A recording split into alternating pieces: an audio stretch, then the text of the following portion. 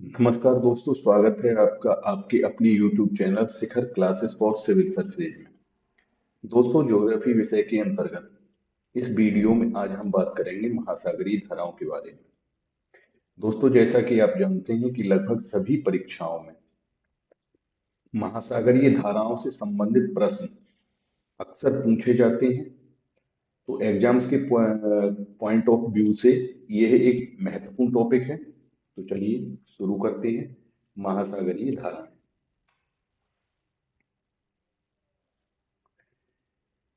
सागरों में जल की एक निश्चित दिशा में प्रवाहित होने की गति को धाराएं कहते हैं।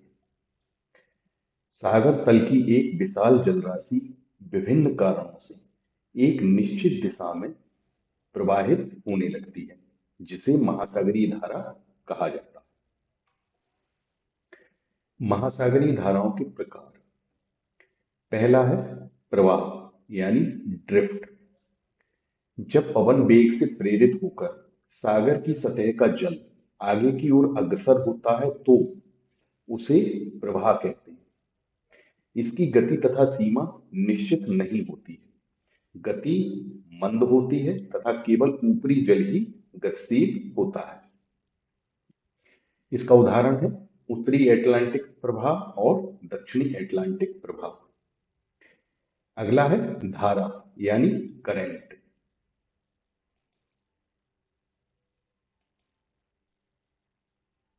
जब सागर का जल एक निश्चित सीमा के अंतर्गत निश्चित दिशा की ओर तीव्र गति से अग्रसर होता है तो उसे धारा कहते हैं। इसकी गति प्रवाह से अधिक होती है। अगला है विशाल धारा यानी स्ट्रीम। जब सागर का अत्यधिक जल भूतल की नदियों के समान एक निश्चित दिशा में गतिशील होता है तो उसे विशाल धारा कहते हैं। इसकी गति प्रवाह तथा धारा से अधिक होती है। उदाहरण है गल्फ स्ट्रीम और प्यूरोसिव। जल के तापमान के आधार पर महासागरीय धाराओं को दो प्रकारों में विभाजित किया जाता है। पहला है ठंडी धारा। ध्रुवों से विषुवत रेखा की ओर प्रवाहित होती है। यानी जो ठंडी धाराएं हैं वो ध्रुवों की ओर से विषुवत रेखा की ओर प्रवाहित होती है। ठीक है। इसके उदाहरण हैं लेब्राडोर धारा, कनारी धारा, बेंगोला धारा, क्यूराइल धारा, पेरू धारा और कैलिफोर्निया धारा आदि। यानी ये सभी ठंडी धाराएं। अगला है गर्म धारा। ये जो गर्म धारा है वो विषुवत रेखा से ध्रुवों की ओर प्रवाहित होती है। यानी जो विषुवत रेखा है उससे ध्रुवों की ओर प्रवाहित होती हैं, वो गर्म धारा है। इसका उदाहरण है गल्फ स्ट्रीम धारा और प्यूरोसिबो धारा तथा ब्राजील धारा आदि।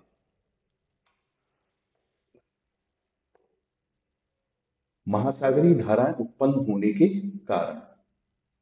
जो महासागरीय धाराएं हैं वो विभिन्न कारणों से उत्पन्न होती है।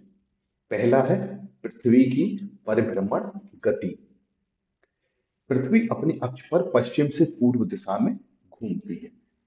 पृथ्वी की इस गति के कारण महासागरों का जल स्थल का साथ नहीं दे पाता और वह पीछे छूट जाता है, जिसके परिणाम स्वरूप महासागरों के जल में पूर्व से पश्चिम दिशा में गति उत्पन्न हो जाती है।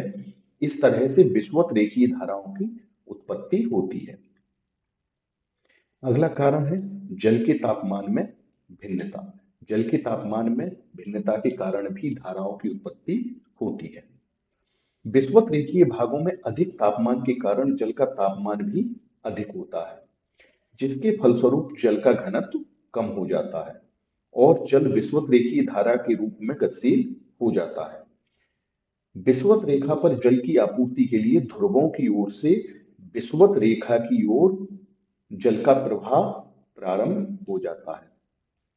इस तरह से विषुवत रेखा से पूर्व से पश्चिम दिशा में जो है जल प्रवाहित होता है। जब ये इस तरफ जो है इस दिशा में प्रवाहित हो रहा है तो यहाँ जल की कमी हो जाती है। यहाँ जल की कमी को पूरा करने के लिए ध्रुवों की ओर से जल का प्रवाह प्रारंभ हो जाता है। अगला कारण है जल की लवणता में भिन्नता। जल की लवणता में भिन्नता के कारण भी महासागरीय धाराओं की उत्पत्ति होती है। कम लवणता वाले भाग से अधिक लवणता वाले भाग की ओर जल प्रवाहित होने लगता है, जिससे धाराओं की उत्पत्ति होती है। यानी जहां कम लवणता होती है, जिस भाग में कम लवणता होती है, वहां से अधिक लवणता वाले भाग की ओर जल का प्रवाह प्रारंभ हो जाता है। अगला है जल के घनत्व में भिन्नता। कम घनत्व वाले भाग से अधिक घनत्व वाले भाग की ओर जल प्रवाहित होता है, जिससे धाराओं की उत्पत्ति होती है। अगला है वायुदाब। जहां वायुदाब अधिक होता है, वहां जल के आयतन में कमी के कारण जल का तल नीचा हो जाता है। ठीक है। कम वायुदाब वाले क्षेत्रों में जल का तल ऊंचा होता है, जिसके कारण ऊंचे तल से नीचे तल की ओर जल का प्रवाह प्रारंभ हो जाता है और महासागरीय धाराओं की उत्पत्ति होती है। अगला है स्थायी पवनें या प्रचलित पवनें, जिनको व्यापारिक पवन और पछुआ पवन के नाम से भी जाना जाता है। ये हवाएं जब सागरीय जल के ऊपर से चलती हैं, तो जल को भी अपनी दिशा में बहा ले जाती हैं, जिससे महासागरीय धाराओं की उत्पत्ति होती है। अगला है बाष्पीकरण तथा वर्षा। जहां बाष्पीकरण कम तथा अधिक मात्रा में वर्षा होती है, वहां जल की अधिकता के कारण जल का तल ऊंचा हो जाता है। इसके विपरीत जहां कम वर्षा तथा बाष्पीकरण अधिक होता है, वहां जल की कमी के कारण जल का तल नीचा होता है। इस प्रकार उच्च तल से निचले तल की ओर जल प्रवाहित होने लगता है और धारा की उत्पत्ति होती है।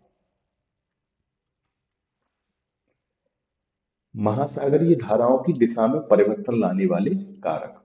इनकी जो महासागरीय धाराएं हैं, तो विभिन्न कारक इनकी दिशा को निर्धारित करते हैं। पहला है तट की दिशा तथा आकार।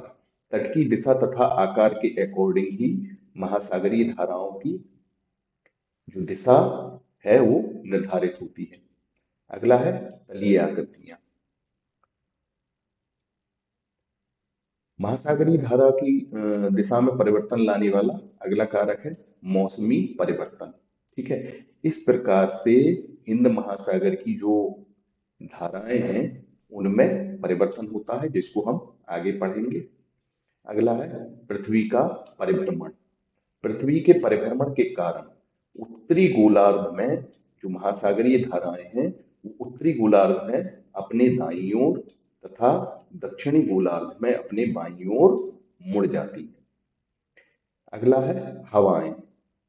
हवाएं व्यापारिक पवन तथा पछुआ पवन, जो अपने चलने की दिशा में महासागरीय धाराओं को की दिशा को निर्धारित कर देती है।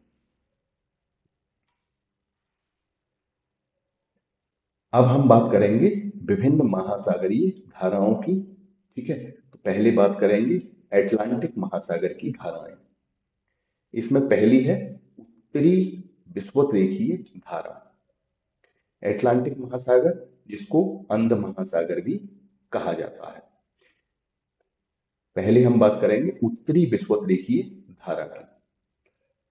तो जो उत्तरी विषुवत-रेखीय धारा है, यह एक गर्म जल धारा है। गर्म जल धारा है और 0 से 10 डिग्री उत्तरी अक्षांशों के मध्य विकसित होती है। ठीक है। यानी जो उत्तरी विषुवत रेखीय धारा है, वो 0 डिग्री विषुवत रेखा, 0 डिग्री अक्षांश होता है विषुवत रेखा।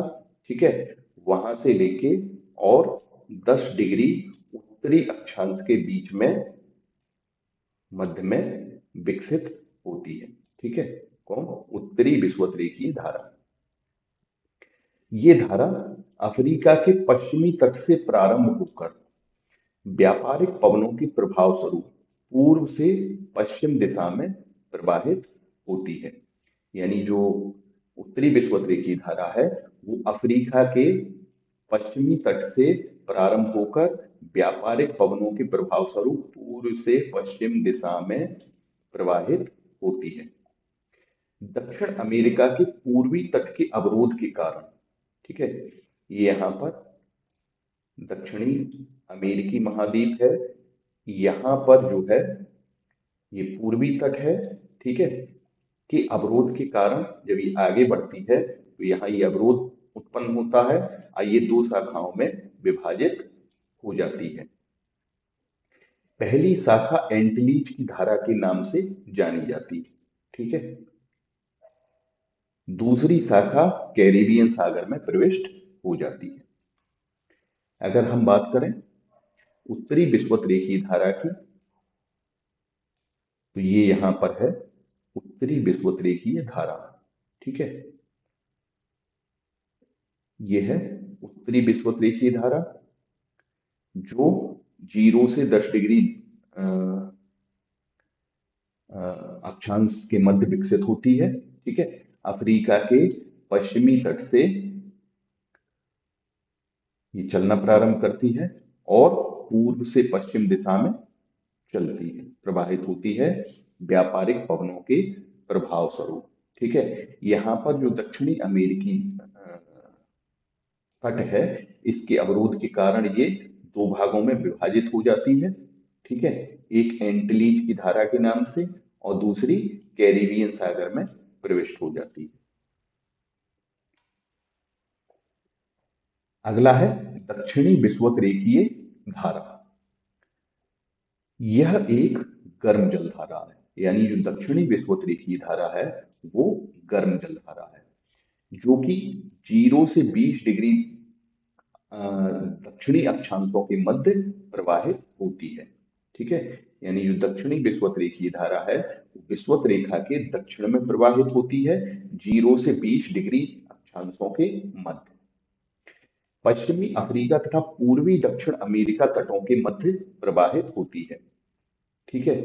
ये है दक्षिणी विषुवत-रेखीय धारा, ठीक है, जो कि पश्चिमी अफ्रीका और दक्षिण अमेरिका महाद्वीप के तटों के मध्य प्रवाहित होती है।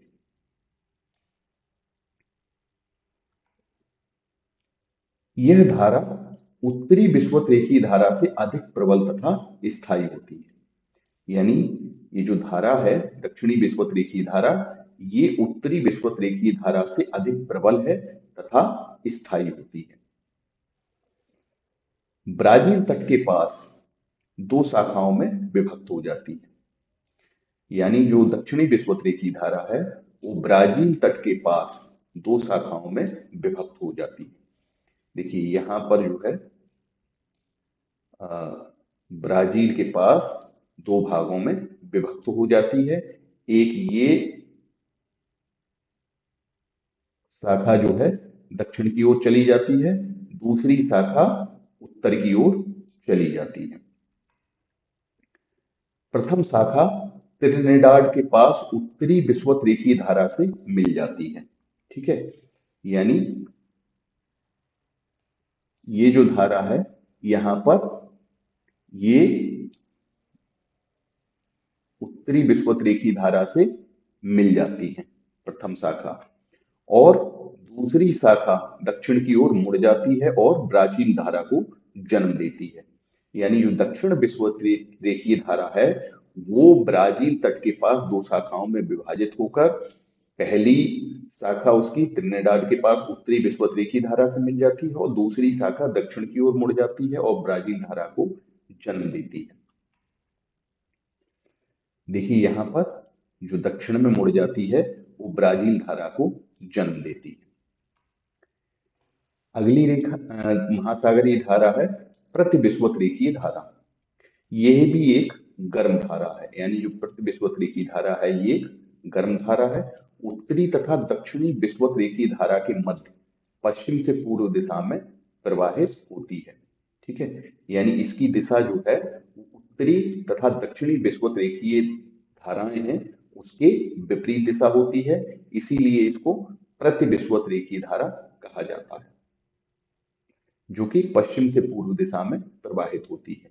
इसे गिनी की धारा के नाम से भी जाना जाता है। मैप पर अगर हम बात करें तो प्रतिविषुवत रेखीय धारा ये यहाँ पर प्रवाहित होती है। ठीक है, इसकी दिशा होती है पश्चिम से पूर्व की ओर। ठीक है, इसे गिनी की धारा के नाम से भी जाना जाता है।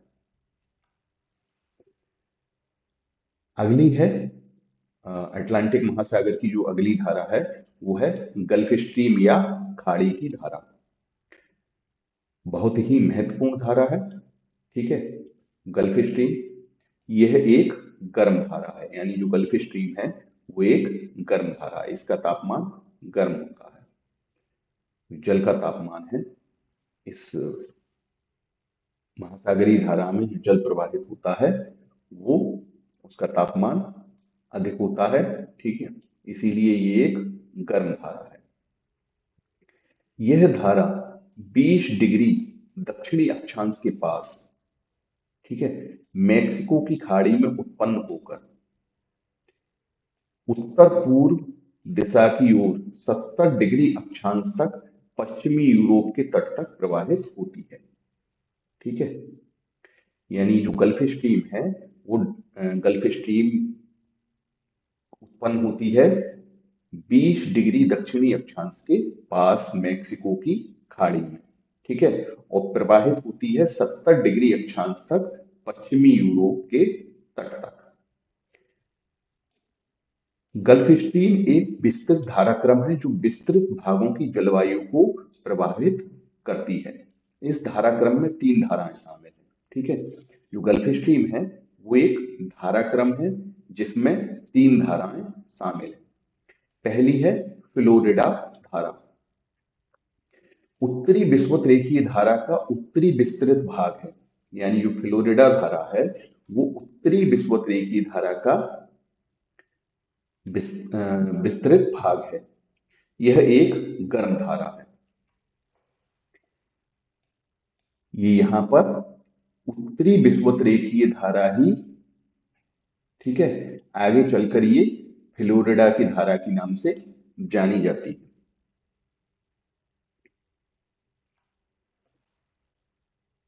अगली है गल्फ स्ट्रीम, यानी जो गल्फ स्ट्रीम धाराक्रम है उसमें पहली धारा है फ्लोरिडा की धारा, दूसरी धारा है गल्फ स्ट्रीम।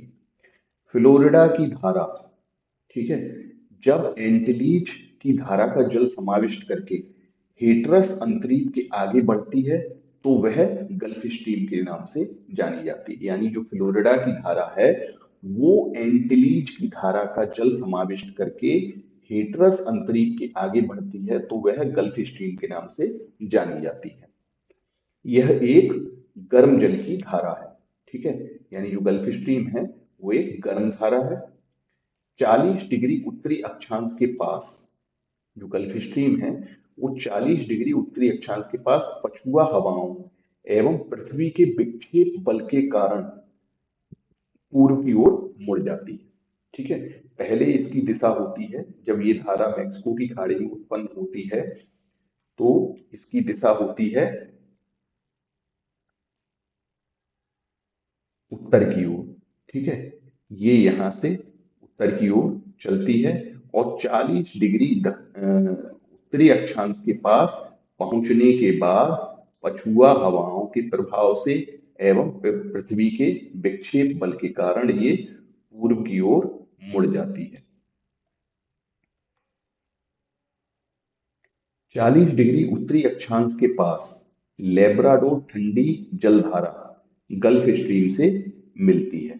ठीक है, जहां पर ये मुड़ती है 40 डिग्री उत्तरी अक्षांश के पास, वहीं पर ऊपर से आने वाली जो लेब्राडोर ठंडी धारा है वो गल्फ स्ट्रीम से मिल जाती है।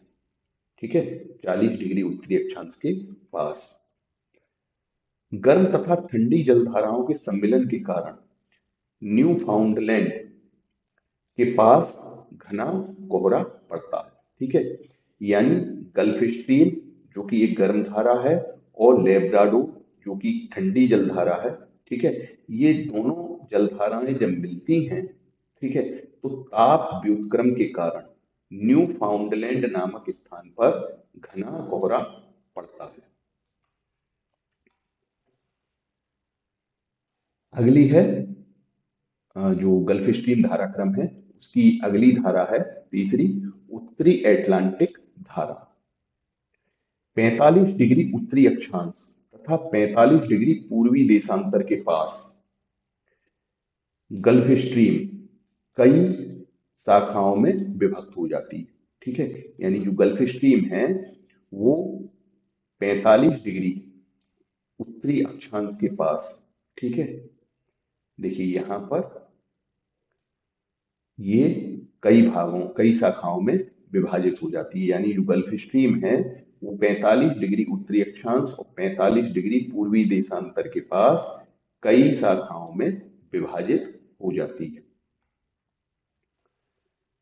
प्रथम उत्तरी शाखा है जो उत्तर पूर्व दिशा में अग्रसर होकर कई उपशाखाओं में बंट जाती है, यानी जो गल्फ स्ट्रीम कई शाखाओं में विभाजित होती है उसकी प्रथम शाखा है उत्तरी शाखा है जो उत्तर पूर्व दिशा में अग्रसर होकर कई उपशाखाओं में बढ़ जाती है, ठीक है, देखिए जो है ये है उत्तरी शाखा, ठीक है, जो कि कई उपशाखाओं में विभाजित हो जाती है,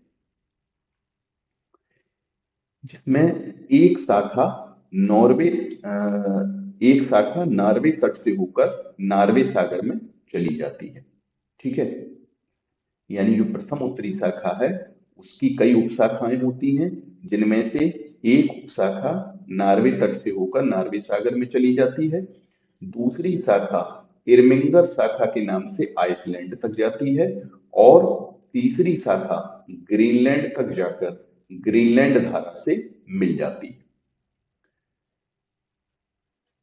दूसरी पूर्वी शाखा है जो पूर्व दिशा में चलकर फ्रांस तथा स्पेन तक पहुंचती है, इसकी भी कई उपशाखाएं होती हैं।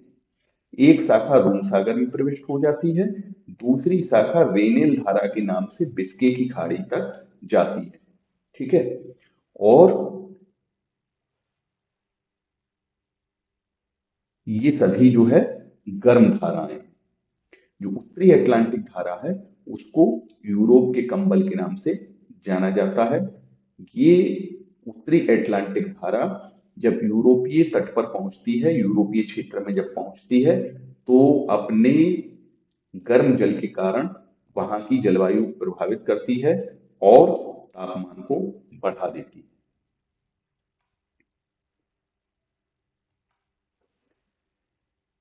अगली शाखा है लेब्राडोर, अगली धारा है लेब्राडोर धारा, ठीक है, जो लेब्राडोर धारा है वो एक ठंडी धारा है।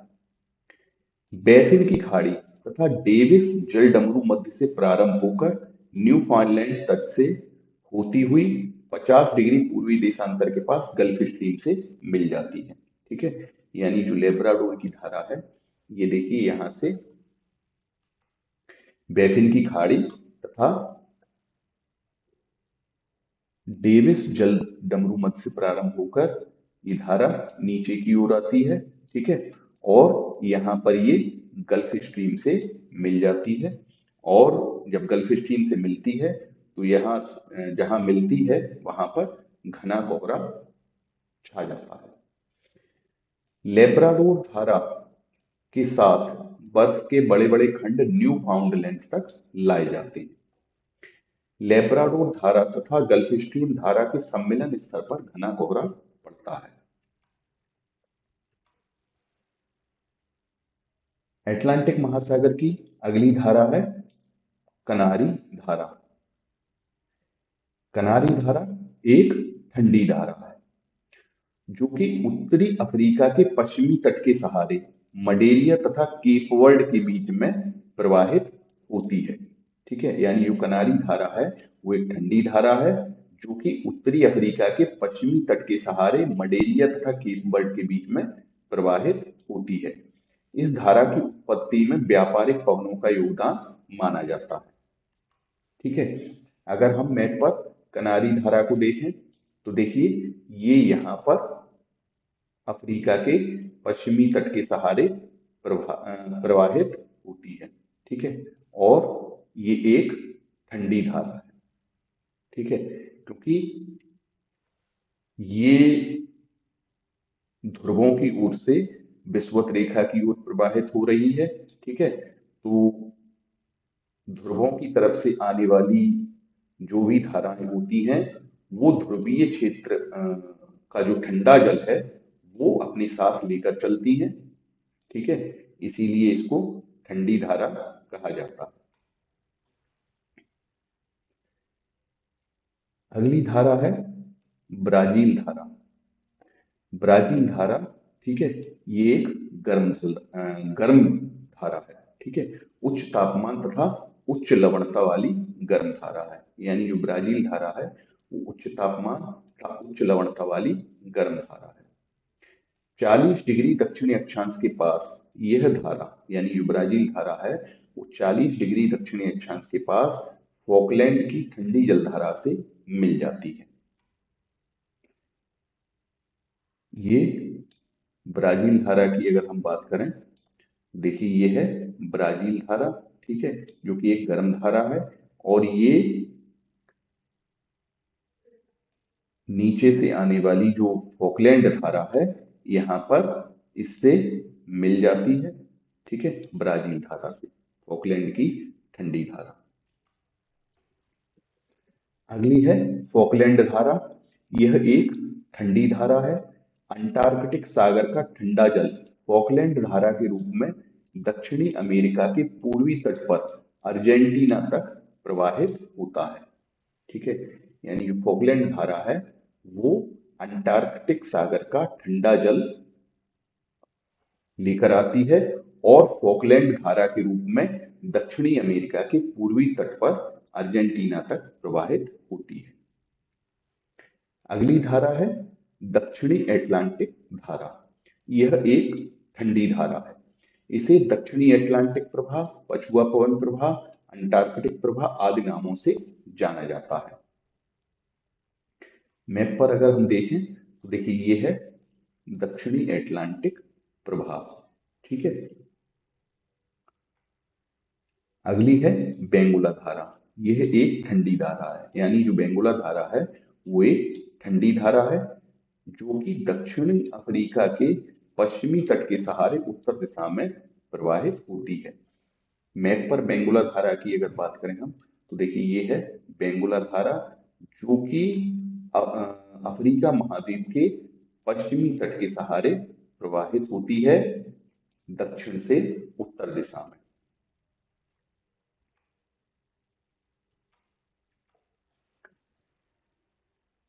दोस्तों तो ये थी अटलांटिक महासागर की धाराएं। अब हम बात करेंगे प्रशांत महासागर की धाराओं के बारे में। इसमें पहली धारा है उत्तरी विषुवत-रेखीय धारा। ठीक है। यह एक गर्म धारा है जो मैक्सिको तट तथा फिलीपाइन तट के मध्य प्रवाहित होती है। देखिए प्रशांत महासागर में उत्तरी विषुवत-रेखीय धारा ये यहाँ पर है। ठीक है। और अगर हम इसकी बात करें, ठीक है, तो ये जो है मैक्सिको तट यहां से प्रवाहित होती है और ये यहां तक जो फिलिपाइन तट है वहां तक प्रवाहित होती है। ठीक है।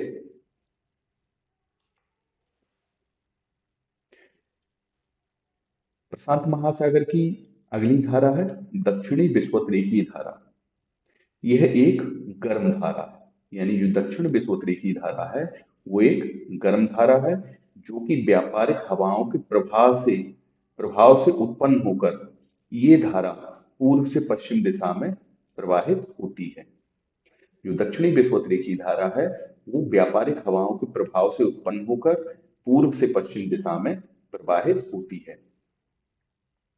अगर हम बात करें दक्षिणी विषुवत-रेखीय धारा की तो देखिए यहाँ पर है दक्षिणी विषुवत-रेखीय धारा।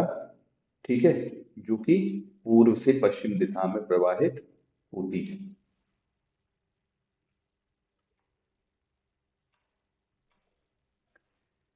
प्रशांत महासागर की अगली धारा है प्रतिविषुवत-रेखीय धारा।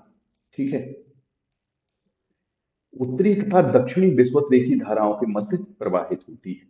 जिस प्रकार अटलांटिक महासागर में प्रतिविषुवत-रेखीय धारा उत्तरी तथा दक्षिणी विषुवत-रेखीय धाराओं के मध्य प्रवाहित होती है, उसी प्रकार प्रशांत महासागर में भी प्रतिविषुवत-रेखीय धारा उत्तरी तथा दक्षिणी विषुवत-रेखीय धाराओं के मध्य प्रवाहित होती है। प्रशांत महासागर में प्रतिविषुवत-रेखीय धारा सर्वाधिक विकसित है। ठीक है। यानी जो प्रशांत महासागर में जो प्रतिविषुवत-रेखीय धारा है वो बहुत विकसित है और स्पष्ट रूप से दिखाई देती है। ये धारा पश्चिम में मिंडनाओ से पूर्व में पनामा की खाड़ी तक प्रवाहित होती है। देखिए, अगर हम बात करें प्रशांत महासागर में प्रतिविषुवत-रेखीय धारा की, तो ये यहां से पश्चिम से पूर्व दिशा में प्रवाहित होती है।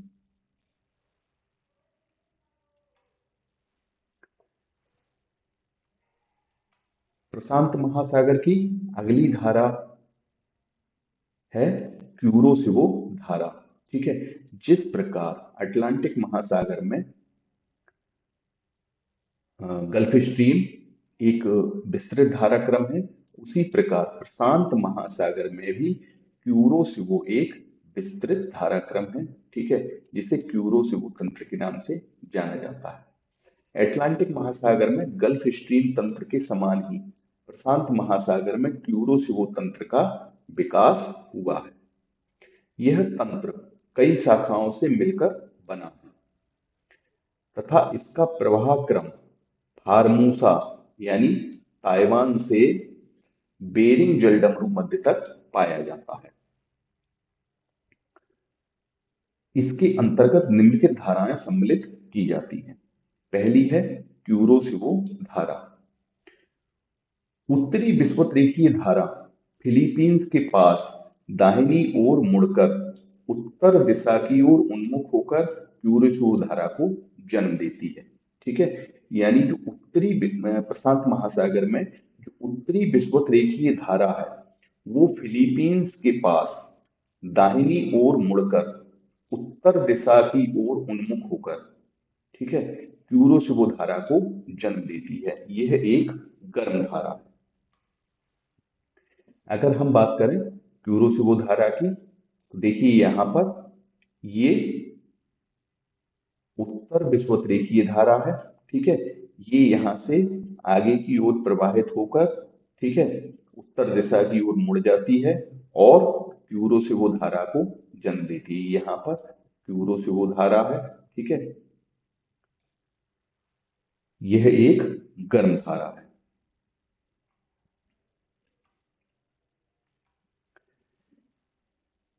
क्यूरोसिवो तंत्र की अगली धारा है उत्तरी प्रशांत महासागरीय प्रवाह।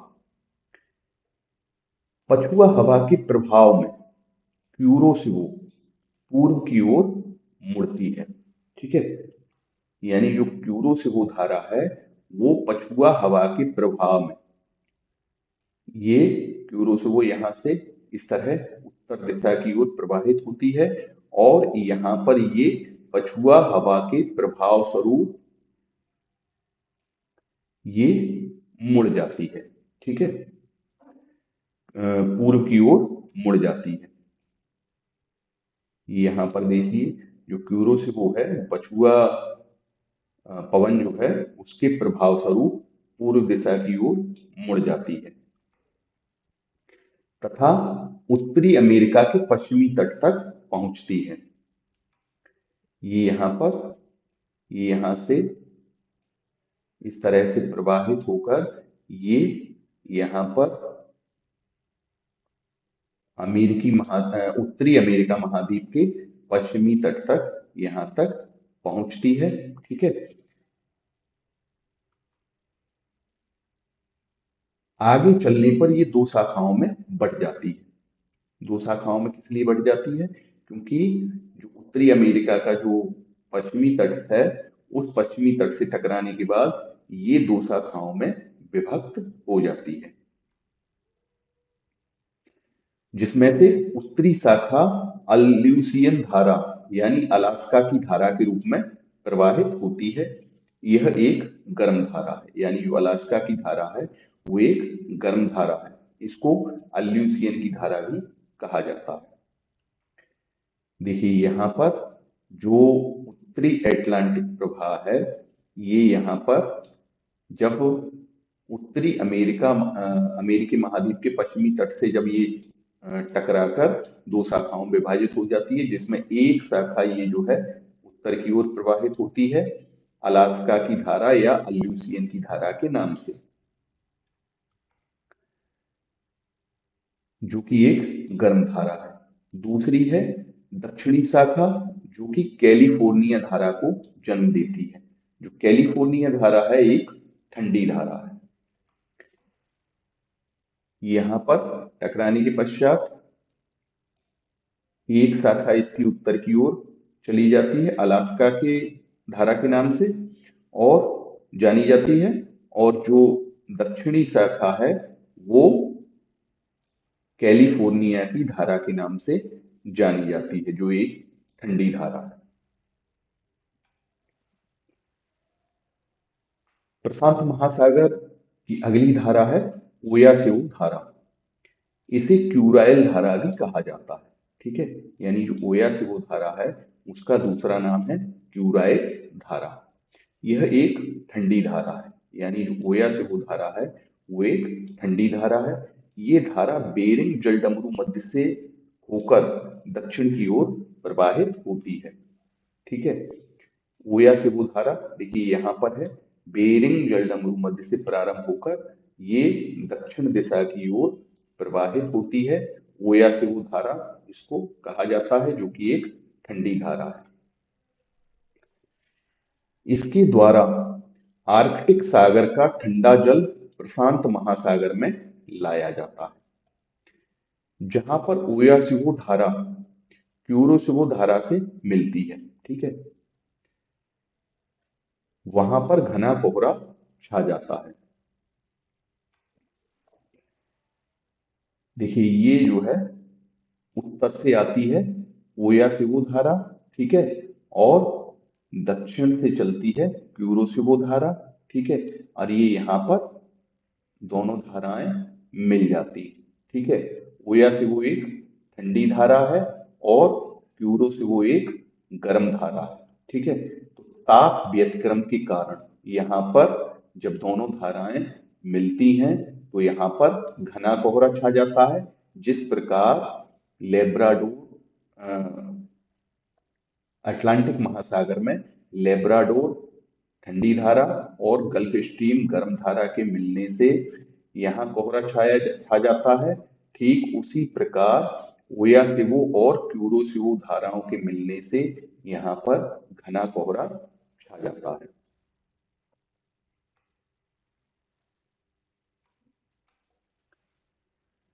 प्रशांत महासागर की अगली धारा है कैलिफोर्निया की धारा। ठीक है, कैलिफोर्निया धारा जिसका हम पीछे भी जिक्र कर चुके हैं। ठीक है, यह एक ठंडी जलधारा है। कैलिफोर्निया धारा की अगर हम बात करें तो देखिए ये जो है उत्तरी अमेरिका के पश्चिमी तट के सहारे प्रवाहित होती है। ठीक है, जो कि एक ठंडी जलधारा है।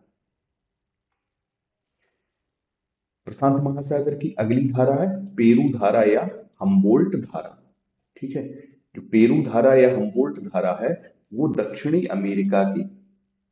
अमेरिकी महाद्वीप के पश्चिमी तट के सहारे दक्षिण से उत्तर दिशा में प्रवाहित होती है और एक ठंडी धारा है। यानी जो पेरू या हम्बोल्ट धारा है वो एक ठंडी धारा है, जो कि दक्षिणी अमेरिका महाद्वीप के पश्चिमी तट के सहारे दक्षिण से उत्तर दिशा में प्रवाहित होती है। देखिए यहाँ पर यह है पेरू या हम्बोल्ट धारा। ठीक है, जो कि दक्षिण अमेरिकी महाद्वीप के पश्चिमी तट के सहारे, ठीक है, दक्षिण से उत्तर दिशा में प्रवाहित होती है। अगली है पूर्वी ऑस्ट्रेलिया धारा। ठीक है, ये प्रशांत महासागर की धारा है। यह एक स्थायी तथा गर्म धारा है। ये यहां पर देखिए ईस्ट ऑस्ट्रेलिया यानी पूर्वी ऑस्ट्रेलिया धारा, ठीक है, यह एक गर्म धारा है जो कि ऑस्ट्रेलिया के पूर्वी तट के सहारे प्रवाहित होती है। प्रशांत महासागर की जो धाराएं हैं उसमें अगली धारा है एल नीनो धारा, ठीक है। जो एल नीनो धारा है इसे विपरीत धारा के नाम से भी जाना जाता है।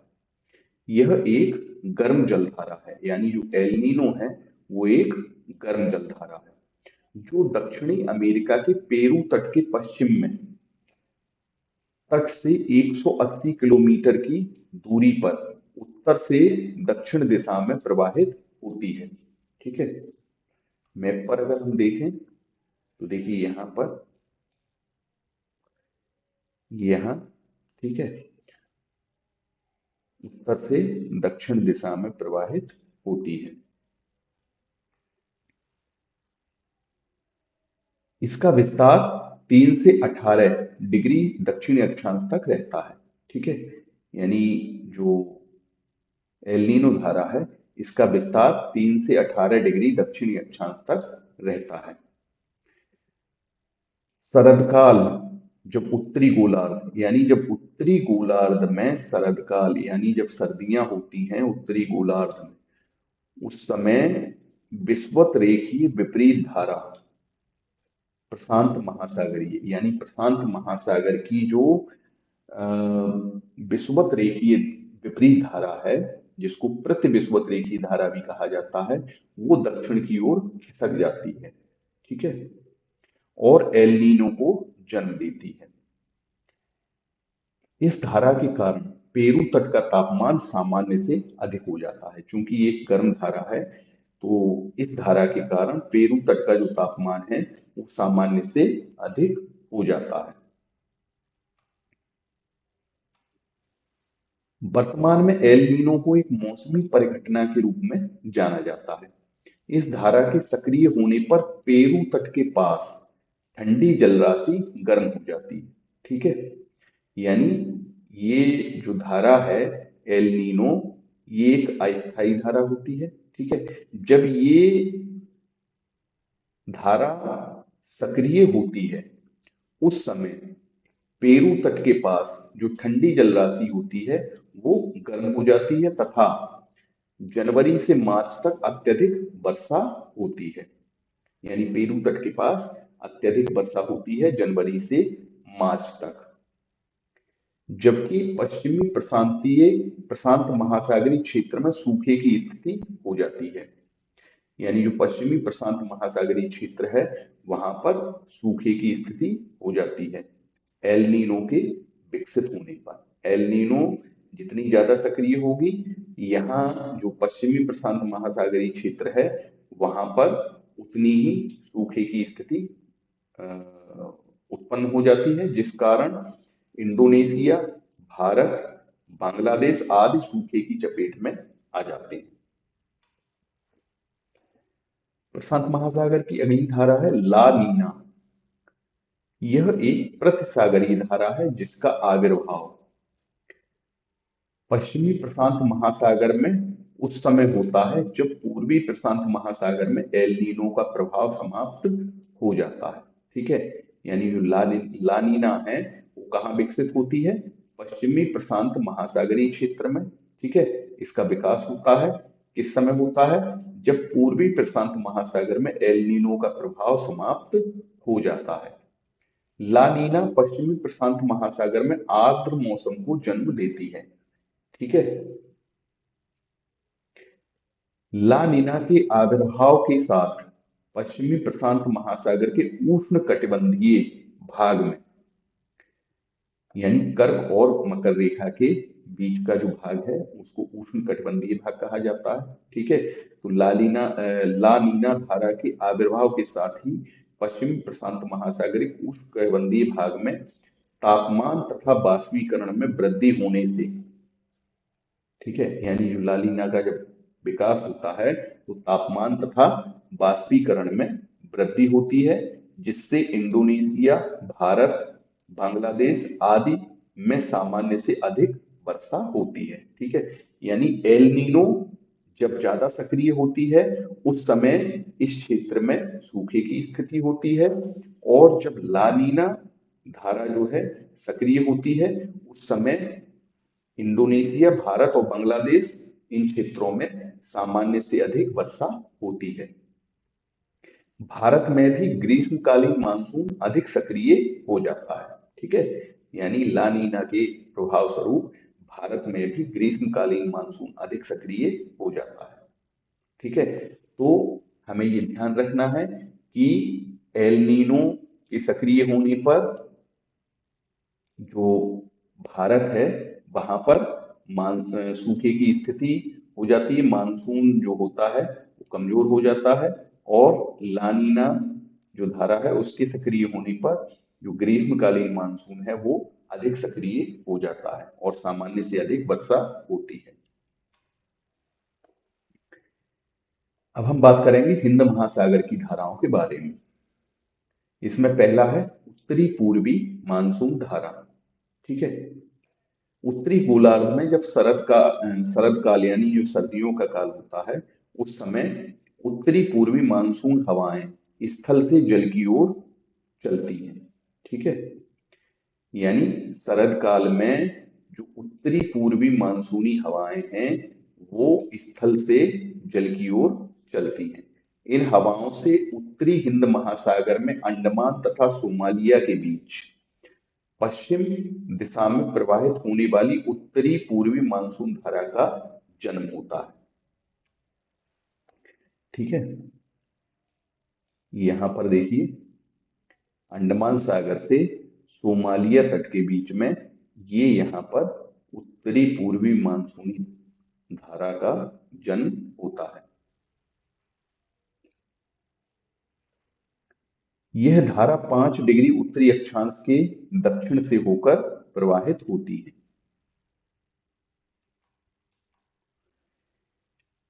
हिंद महासागर की अगली धारा है दक्षिणी पश्चिमी मानसून धारा। ग्रीष्मकाल उत्तरी गोलार्ध यानी उत्तरी गोलार्ध में जब ग्रीष्मकाल होता है तो उस समय मानसूनी हवाओं की दिशा जल से स्थल की ओर दक्षिण पश्चिम दिशा में होती है।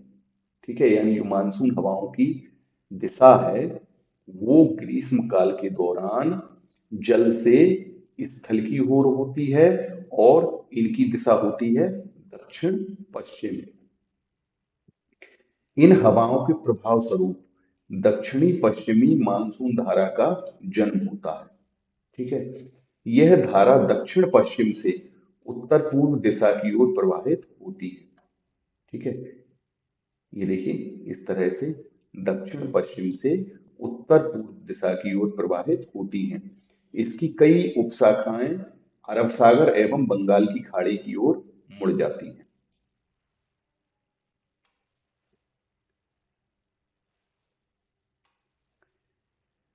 हिंद महासागर की अगली धारा है दक्षिण विषुवत रेखीय धारा। अफ्रीका तथा ऑस्ट्रेलिया के तटों के मध्य 10 से 15 डिग्री दक्षिणी अक्षांशों के मध्य पूर्व से पश्चिम दिशा में प्रवाहित होने वाली धारा को दक्षिण विषुवत रेखीय धारा कहा जाता है। ठीक है, यानी जो दक्षिण विषुवत रेखीय धारा है वो कहां पर विकसित होती है? 10 से 15 डिग्री दक्षिणी अक्षांशों के मध्य अफ्रीका महाद्वीप तथा ऑस्ट्रेलिया महाद्वीप के तटों के मध्य,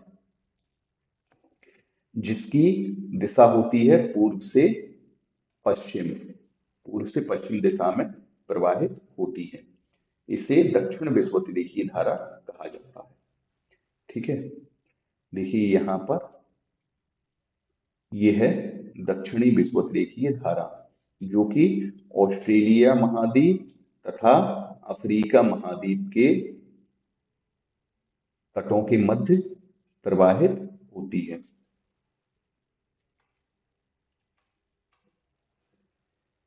हिंद महासागर की अगली धारा है अगुलहास धारा।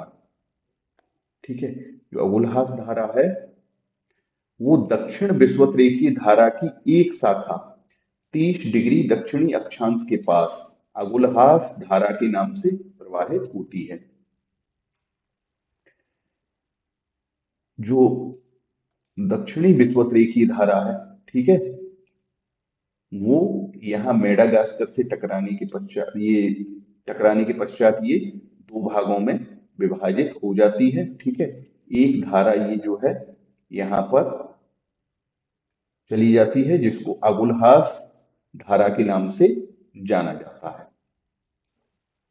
यह एक गर्म धारा है। जो अगुलहास की धारा है वो एक गर्म धारा है। अगली है मोजाम्बिक धारा।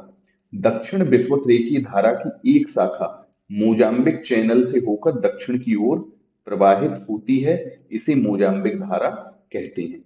यह भी एक गर्म धारा है। देखिए यहाँ पर जो है टकराने के पश्चात ये एक शाखा इसकी अगुलहास धारा के नाम से प्रवाहित होती है और दूसरी शाखा ये यहाँ पर मोजाम्बिक धारा के नाम से प्रवाहित होती है, जो कि एक गर्म जल धारा है। हिंद महासागर की अगली धारा है पछुआ पवन प्रवाह। हिंद महासागर में 40 डिग्री दक्षिणी अक्षांश के पास पछुआ हवा के प्रभाव में पश्चिम से पूर्व दिशा की ओर धारा प्रवाहित होती है, जिसे पछुआ पवन प्रवाह कहा जाता है, ठीक है। यानी हिंद महासागर में 40 डिग्री दक्षिणी अक्षांश के पास पछुआ हवा के प्रभाव में पश्चिम से पूर्व दिशा की ओर जो धारा प्रवाहित होती है उसे पछुआ पवन प्रवाह कहा जाता है।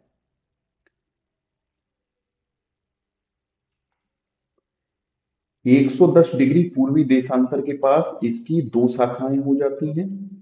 एक शाखा उत्तर की ओर मुड़ जाती है तथा ऑस्ट्रेलिया तट के सहारे पश्चिमी ऑस्ट्रेलिया की ठंडी धारा के नाम से प्रवाहित होती है। ये यहां पर ये है पछुआ पवन प्रवाह, ठीक है। ये यहां पर आगे ऑस्ट्रेलिया तट के सहारे ये जो है पश्चिमी ऑस्ट्रेलिया की ठंडी धारा के नाम से प्रवाहित होती है।